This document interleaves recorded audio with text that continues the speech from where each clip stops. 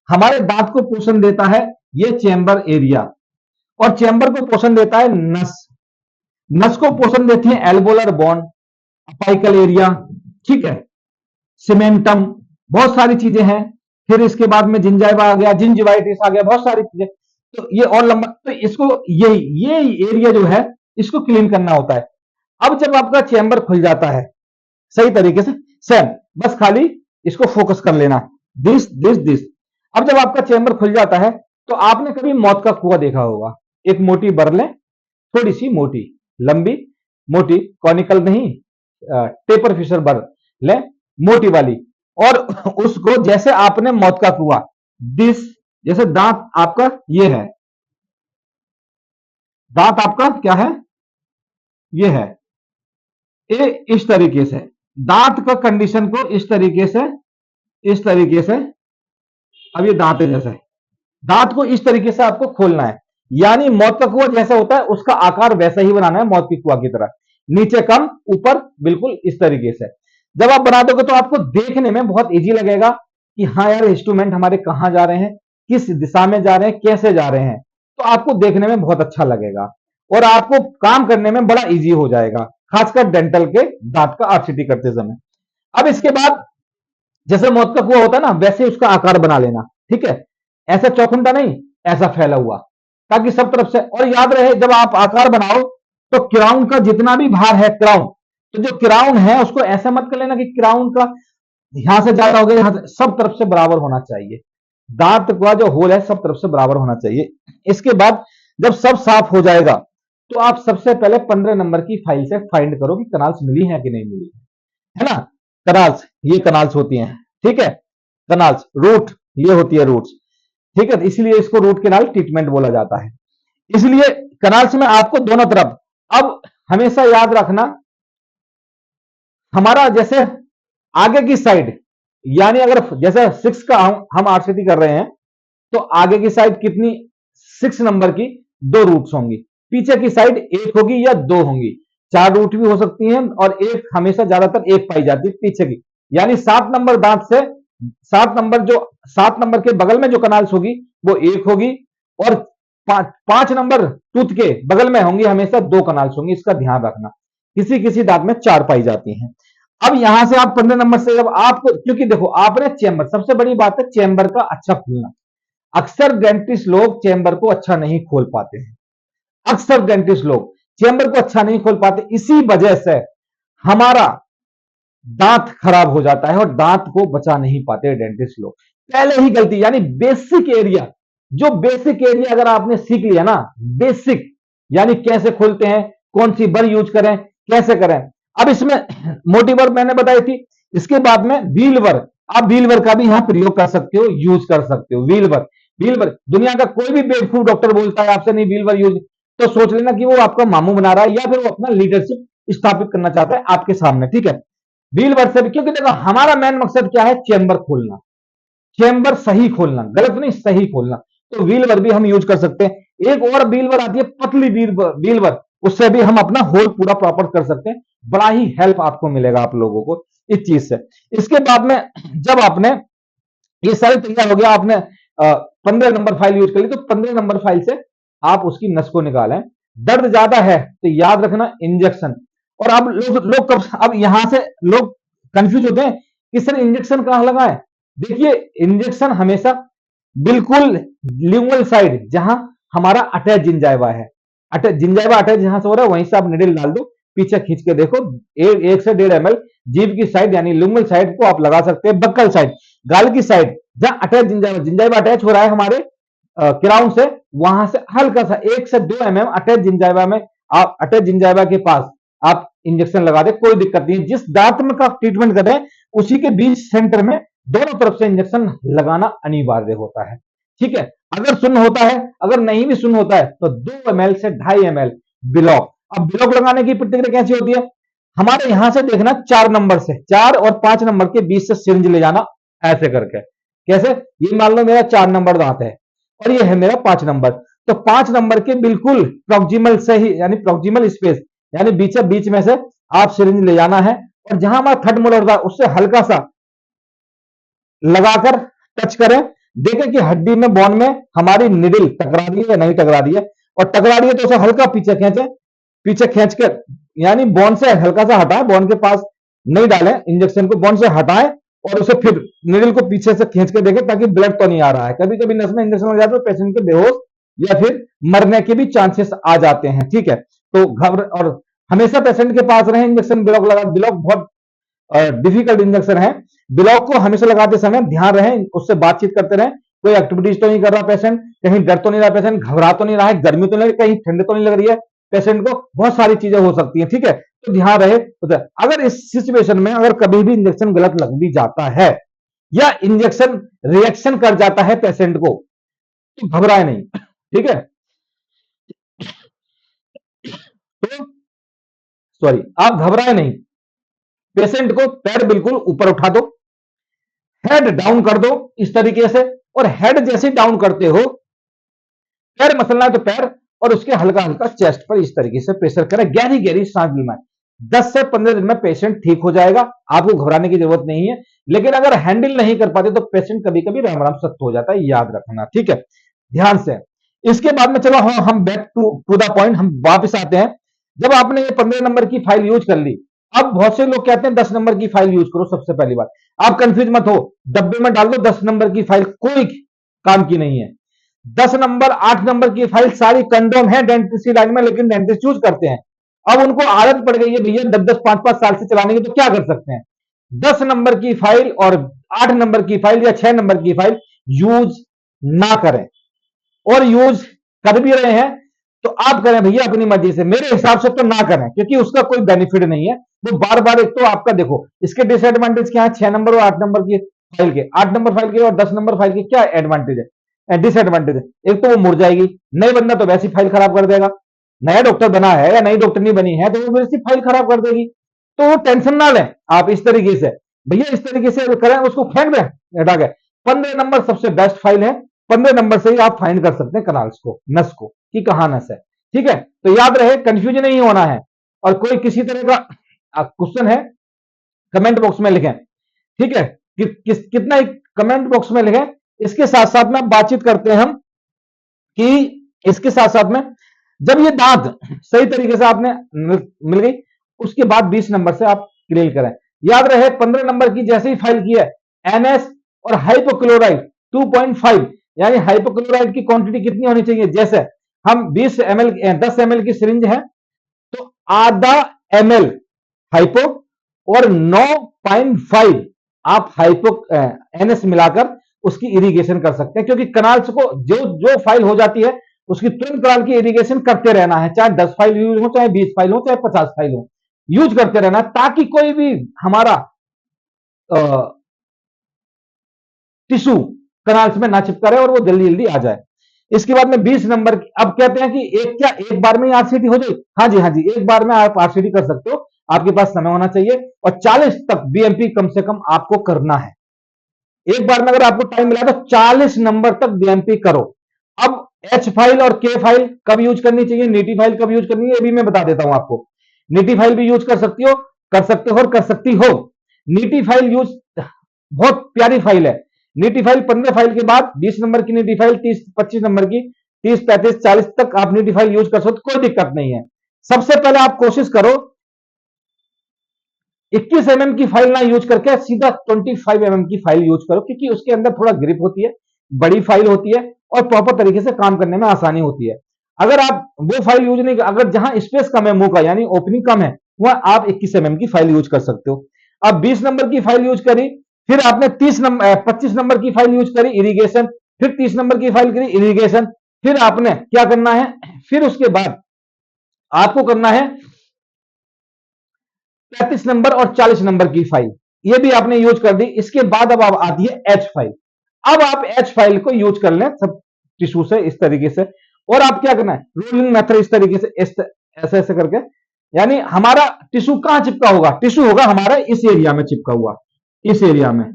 तो भैया हम यहां से फाइल चलाएंगे, सब करेंगे, फिर इधर इधर, यानी हमारा कनाल्स में, हमारा क्या सब तरफ पूरी कनाल्स को साफ करके बढ़िया करके। और एच फाइल को चलाते समय ध्यान रहे कि जहां टाइट घूम रही है तो ज्यादा जबरदस्ती मत करें, एच फाइल सबसे ज्यादा टूटती है, फिर निकलती भी नहीं है। ठीक है, फिर दांत भी खराब हो सकता है। और अगर फाइल आपकी टूट भी जाती है तो घबराए नहीं, ठीक है, कोई क्राइम नहीं कर दिया आपने, घबराए नहीं। लेकिन इससे पहले ये वीडियो तो देखो, मैंने क्या बोला है, एच फाइल को बहुत संभाल के यूज करना है, आराम से, टूटने की नौबत ही नहीं आनी चाहिए ना। अगर टूट भी जाए तो वहीं उसको छोड़ दो, वहीं उसकी जो है बीएमपी कर दो उतना ही, और वहीं पर अच्छे तरीके से जिंक ऑक्साइड और यूजिनॉल मिक्स करके उसका जेडो पीस बनाकर पूरा अंदर कर दो, और अंदर करके पूरा प्रॉपर आप कर सकते हो। तो घबराने वाली बात नहीं है, टूट गई टूट जाने दो, ठीक है। लेकिन इससे पहले टूटा ही क्यों, ये अपने आप से पूछना है। 40 नंबर फाइल होने के बाद अगर आप रोटरी से कर रहे हो तो रोटरी से कर सकते हो, मैनुअल कर रहे हो तो मैनुअल भी कर सकते हो। इस तरीके से आप दांत की आरसीटी करते हैं तो आपको बहुत अच्छा बेनिफिट होगा। अब आरसीटी के बाद आपको ये कि आरसीटी के बाद अब ये क्वेश्चन आएगा आपके दिमाग में कि सर आरसीटी तो कर दी हमने, बीएमपी कर दी, तो अब हम कौन सी दवाई डालें, पेनोक डालें या फॉर्मोकोसोल डालें? तो मैं आपको अभी क्लियर करता हूं। आरसीटी कर दी आपने, बीएमपी आपको पूरी हो गई, ठीक है, बीएमपी पूरी हो गई, तो अगर दांत इंफेक्शन वाला था, जैसे किसी को पेरियोपाइकल इंफेक्शन हो गया था, अपाइकल निजाम में इंफेक्शन हो गया था और उसका मसूड़ा फूल गया था, या उसके अंदर बहुत सूजन थी, या उसके अंदर पस पड़ा था, तो याद रहे आपको उसमें क्लोज ड्रेसिंग नहीं देनी है। यानी आपको ना तो फॉर्मोकोसोल की ड्रेसिंग देनी है, ना ही आपको उसको क्लोज करना है पेस्ट से। उसे 4 से 5 दिन के लिए उसके अंदर पेनोप डालकर और छोड़ दें, या फिर 2 या 3 दिन के अंदर उसे बुला लें, पेशेंट को आ सकता है तो, नहीं तो 3 से 4 दिन के अंदर बुला लें। पेशेंट के अकॉर्डिंग समझना है हमें। हमारा व्यापार जब ही बढ़ता है जब हम पेशेंट के हिसाब से चलेंगे। अक्सर डॉक्टर्स लोग यहीं पर गलती खा जाते हैं कि अपने हिसाब से चलते हैं, उसके हिसाब से नहीं चलते। अगर मैं आपको अभी बताऊं कि मैंने डेंटिस्ट्री लाइन कैसे स्टार्ट की है, तो डियर माय फ्रेंड्स मैं बताना चाहता हूं, मेरे पास 1 रुपया नहीं था, और कैसे कैसे मैंने डेंटिस्ट्री स्टार्ट की है मैं जानता हूं। 1 रुपया जिसके पास, ना माँ बाप ने 1 रुपया लगाया, ना बहन भाइयों ने, ना अड़ोसी पड़ोसी, ना रिश्तेदार ने, खुद की नाइट नाइट में शिफ्ट करके, जॉब करके, पार्ट टाइम करके, इधर उधर करके, क्लिनिक व्लिनिक खोलकर, काम उम करके, तब जाकर अपना कोर्स, तब जाकर अपना पढ़ाई किया। 3 बार फेल हुआ हाई स्कूल में, 2 बार 12th में पास हुआ हूं। तो क्यों हुआ हूं? पैसे की वजह से, किताब मिलती नहीं तो इस वजह से। चलो इसलिए तो मेरी पर्सनल लाइफ है, मैं बताता हूं, लेकिन मैं एक सक्षम डेंटिस्ट हूं। सक्षम बोले तो सक्षम डेंटिस्ट। तो आपको सिर्फ क्या करना है, यहां पर अगर इंफेक्शन, जैसे इतना इंफेक्शन था इतना, तो आप यहां पर पेनोप की ड्रेसिंग दें और 3 दिन एंटीबायोटिक चलाएं। अब एंटीबायोटिक कौन सी चलाएं? एंटीबायोटिक जैसे आपका एमोक्सिसिलिन क्लेवेनेट एसिड 625 mg, अगर कोई 20 साल का है तो सुबह शाम 625 चलाओ। अगर कोई 15 से 18 साल का है तो उसको एक टाइम पूरी और एक टाइम आधी चलाओ। अगर कोई 15 साल से 10 साल 15 है तो उसे 15 साल का है तो आधी आधी आधी टैबलेट चलाओ, लेकिन 10 साल का है तो उसे 375 आधी आधी चलाओ, या 100 mg की टैबलेट या सिफेक्जिम उसको प्रिस्क्राइब कर दो, ठीक है। इसके साथ में इंफेक्शन वाले के लिए मेट्रोजिल सुबह दोपहर शाम कर दो। इसके बाद में जेरोडोल एसपी यानी डाइक्लोफेनाक सोडियम, सेरिट्रीपेप्टिडोज, और इसके साथ डाइक्लोफेनाक सोडियम होगा, सेरिट्रीपेप्टिडोज, पैरासीटामोल हो गया। ये 3 कॉम्बिनेशन में आप सुबह शाम उसे चला सकते हैं, ठीक है। इसके साथ में गैस की दवाई, अगर किसी को ज्यादा गैस बनती है तो उसे डीएसआर सुबह शाम भी कर सकते हैं, कोई दिक्कत नहीं है। या अगर उसे सुबह में खाली पेट एक टाइम यानी ओडी देना है उसको। इसके बाद में बस ये 3 दवाई दो। कोई माउथ वॉश जरूर दे देना है, कोई भी, ठीक है, जैसे रेक्सेडिन हो गया, हेक्टिन प्लस हो गया, इसके साथ में बहुत सारे लिस्ट्रीन हो गए, बहुत सारे माउथ वॉश आते हैं, कोई भी एक दे दो, सुबह शाम खुला करें। इसके बाद में 3 दिन के बाद पेशेंट को बुला लो, और 3 दिन के बाद उसमें क्या करना है, अगर दर्द नहीं है, इंफेक्शन नहीं है, फॉर्मोकोसोल चुपचाप डालना है और उससे सफाई करके पहले सफाई करना है, ठीक है। और अगर थोड़ा बहुत दर्द है तो गर्म पानी, गर्म आप थोड़ा सा कर लें। गर्म क्या, हाइपोक्लोराइड हल्का सा माइनर सा, जैसे मैंने अभी पीछे बताया था कि कितना कितना लोड करना है। इसके बाद में एनएस गर्म करके उसकी इरिगेशन कर दें, बस, ठीक है। कनाल्स में, सड़ी हुई कनाल्स में या गंदी कनाल्स में कभी भी H2O2 यूज मत करना, नहीं तो पेशेंट को दर्द बैठ जाता है। H2O2 ज्यादा यूज मत करना, ठीक है। H2O2 की कोई इतना मतलब यूज नहीं है, बस हाइपोक्लोराइड प्लस एनएस यूज करते रहो, बहुत है, ठीक है। अब बहुत सारे तरह तरह के चोचले कर रहे हैं डॉक्टर्स लोग, तो इसका कोई जिम्मेदार है क्या? जहां 10,000 20,000, मैं कहता हूं आप 10,000 20,000 मत लो, आप पेशेंट का पैसा बचाओ और पेशेंट को कम अमाउंट में काम करो। ये क्या 10,000 रुपए की आरसीटी करेगी कि मतलब है? 5 पेशेंट आ गए आपके सीधे 50,000 रुपए। अरे भैया पेशेंट का फायदा सोचो। पेशेंट अगर पैसे वाला ठीक है, अब जिसके पास पैसे नहीं बेचारा वो क्या करेगा, वो तो तंबाकू बीड़ी खाकर दांत ही खराब पड़ेगा ना। तो आपकी ये होगी बात। अब क्या बात रह गई है, दूसरे दिन को आया फॉर्मोसल डाल दो, कम से कम 8 से 5 दिन के लिए फॉर्मोकसोल डालो। अगर उसे हल्का फुल्का दर्द और है तो एक फॉर्मोकसोल की और पेस्ट को बिल्कुल क्लोज करके ड्रेसिंग को उसे फिर 2 से 3 दिन की एंटीबायोटिक और पेन किलर देकर भेज दो। तीसरी बार में अगर बिल्कुल भी दर्द नहीं है तो आप उसको 3 से 4 या 5 दिन के बाद बुलाकर उसको उसके अंदर कैल्शियम भर दो, 8 दिन के लिए फिट कर दो कैल्शियम को और क्लोज कर दो और छोड़ दो। अगर उससे ज्यादा दर्द था तो हल्का रिड्यूस कर दो दांत को, ऊपर से थोड़ा थोड़ा कर दोगे तो ऊपर वाला दांत टकराएगा नहीं, या ऊपर का है तो नीचे वाला टकराएगा नहीं, तो एक दूसरे अगर जख्म में लड़ेंगे तो भाई दिक्कत तो होगी ना। तो ये इसका भी ध्यान रखें, हल्का रिड्यूस कर सकते हैं, ठीक है। हमें कैप लगाना है, रिड्यूस कर सकते हैं, कोई टेंशन नहीं, 1 mm 2 mm 3 mm भी कर सकते हैं, घबराने वाली बात नहीं है। डेंटिस्ट लाइन बहुत ईजी है अगर आप किसी तरीके से सही से अगर समझोगे तब। इसके बाद में कैल्शियम डालने के बाद अगर लग रहा है कि भाई पेशेंट से पूछो कि सब कुछ ठीक है, अब ठीक है, अब देखो आप भी खुद देखो कि इन्फेक्शन तो नहीं आ रहा फाइल में, कोई कॉटन में इन्फेक्शन तो नहीं आ रहा, फाइल में देखा तो कॉटन में लगा के देखो भाई, तो पता लगेगा किसी तरह का इन्फेक्शन नहीं है। तो you can do the place the GP point, Gatta point, तो आप वहां पर जीपी प्लेस कर सकते हो। लेकिन जीपी प्लेस करने से पहले जिंक ऑक्साइड का अच्छा से मिक्स कर लेना है और दबा के इसके कनाल्स में बिल्कुल फ्लो कर देना है और फिर जीपी डालना है। और जीपी डाला, काटा, फिर स्पेस बनाना है स्प्रेडर से, फिर स्प्रेडर से स्पेस बनाया, फिर जीपी डाला, सारा कनाल्स को बंद करके, प्रॉपर बंद करके, और उसको ऑब्जर्वेशन में बदलना है। और हाथों हाथ उसको, क्योंकि आपको इतना कॉन्फिडेंस हो जाएगा ये वीडियो देखकर, ऐसे ही अगर आपने फॉलो कर लिया तो आप खुद ही ऑटोमेटिक बोलोगे वाह मजा आ गया। आप उसी दिन हाथों हाथ कंपोजिट फीलिंग या जीआईसी फीलिंग कर सकते हैं और 5 से 3 दिन के बाद कटिंग कर कर पेशेंट का क्राउन लगा सकते हैं। अब कटिंग के ऊपर में बाद में वीडियो बनाऊंगा। ये तो हुई आरसीटी, कोई किसी तरह का क्वेश्चन हो तो मैं कमेंट में आपको रिप्लाई दूंगा। बहुत बहुत धन्यवाद। मैं डॉक्टर एम के सिंह, प्लीज शेयर जरूर करना, प्लीज। जय हो, जय भारत, जय हिंद।